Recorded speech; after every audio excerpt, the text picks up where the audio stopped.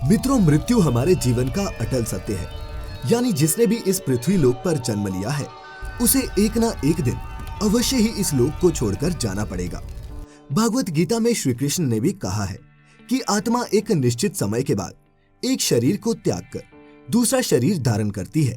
अर्थात शरीर तो नश्वर होता है जबकि आत्मा अमर होती है।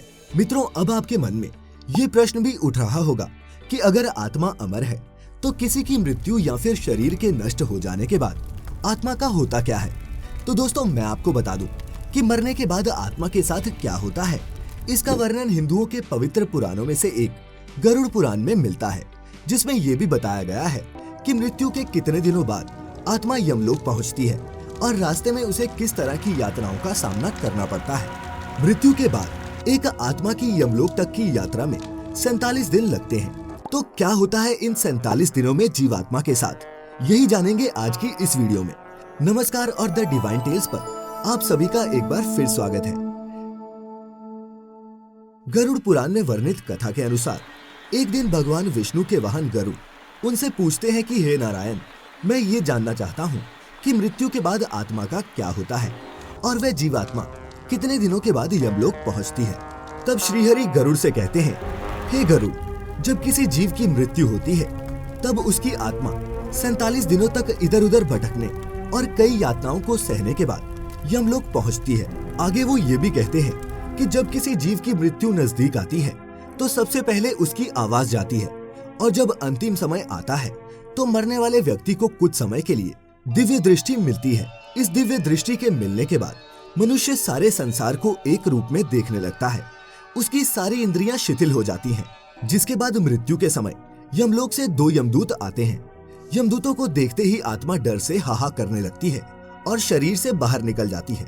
जैसे ही आत्मा शरीर को त्यागती है वैसे ही यमराज के दूत जीवात्मा के गले में पाश बांध देते हैं और फिर वो उस जीवात्मा को लेकर यमलोक चले जाते हैं। गरुड़ पुराण की माने तो अगर मरने वाली जीवात्मा पवित्र हो तो उसे परमात्मा खुद अपने वाहन से लेने आते हैं, लेकिन अगर आत्मा पापी हो तो उसे गर्म वायु और अंधेरे के रास्ते से गुजरना पड़ता है।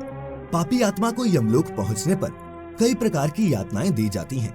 फिर उसी दिन उस आत्मा को आकाश मार्ग से वापस उसी घर में छोड़ दिया जाता है जिस घर में उसने अपना शरीर त्यागा था। घर आकर वह जीवात्मा अपने शरीर में फिर से घुसने का प्रयास तो करती है, लेकिन यमदूत के पाश से बंधे होने के कारण ऐसा कर नहीं पाती। आत्मा ना चाहते हुए भी अपनी अंतिम रस्मों को होते हुए अपनी आंखों से देखती है। यानी कि 12 दिनों तक आत्मा अपनों के बीच ही रहती है। 13वें दिन जब आत्मा का पिंडदान किया जाता है तब उसे यमदूत एक बार फिर से लेने आ जाते हैं। इसीलिए मित्रों, हिंदू धर्म में ऐसा माना जाता है कि मनुष्य की मृत्यु के 13 दिनों तक पिंडदान जरूर करना चाहिए। पिंडदान से सूक्ष्म शरीर को चलने की शक्ति मिलती है। फिर भी इसके बाद आत्मा का यमलोक तक का सफर कठिन ही रहता है। इसके बाद शुरू होती है वैतरणी नदी को पार करने की यात्रा। अगर मनुष्य ने जीते जी गौदान किया होगा तो उसी गाय की पूंछ पकड़कर वो वैतरणी नदी पार करता है। अन्यथा इस नदी को पार करते समय भी पापी जीवात्मा को कई यातनाओं से होकर गुजरना पड़ता है। गरुड़ पुराण में वैतरणी नदी को गंगा नदी का रौद्र रूप कहा गया है। इस नदी से हमेशा आग की लपटें निकलती रहती हैं, जिस कारणवश ये देखने में लाल प्रतीत होती है। इस नदी से गुजरते समय जीवात्मा को कई खतरनाक जीवों का दंश सहना पड़ता है। इससे गुजरते समय आत्मा को ऐसा महसूस होता है मानो जैसे कि कोई उसे इसमें डुबोना चाह रहा हो। वैतरणी नदी पार करते समय उसे पीर से होकर गुजरना पड़ता है।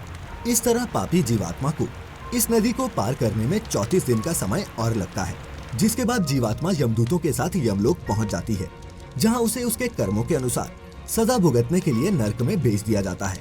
इसके बाद आत्मा को सजा कैसे सुनाई जाती है और क्या क्या होता है, ये जानने के लिए ऊपर आई बटन पर क्लिक करके आप हमारी एक दूसरी वीडियो देख सकते हैं। इसीलिए मित्रों, अगर आप मृत्यु के पश्चात इस तरह के कष्टों को नहीं भोगना चाहते तो अपने जीवन काल में अच्छे कर्म करें, क्योंकि चाहे आप जिसके लिए भी जीवन भर बुरे कर्म करते रहें, ये याद रखिए कि मरने के बाद कष्टों को भोगने के लिए आपके साथ वहाँ कोई नहीं होगा।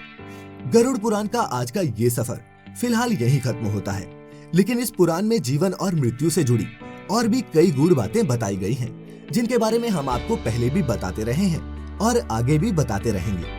खैर, अगर आपको आज की ये वीडियो अच्छी लगी हो तो इसे ज्यादा से ज्यादा लाइक और शेयर करें साथ ही ऐसी और भी आध्यात्मिक वेदों पुराणों की जानकारी के लिए सब्सक्राइब करें हमारा यूट्यूब चैनल और लाइक करें हमारा Facebook page the Divine Tales. फिलहाल अब हमें इजाजत दें। आपका बहुत बहुत शुक्रिया।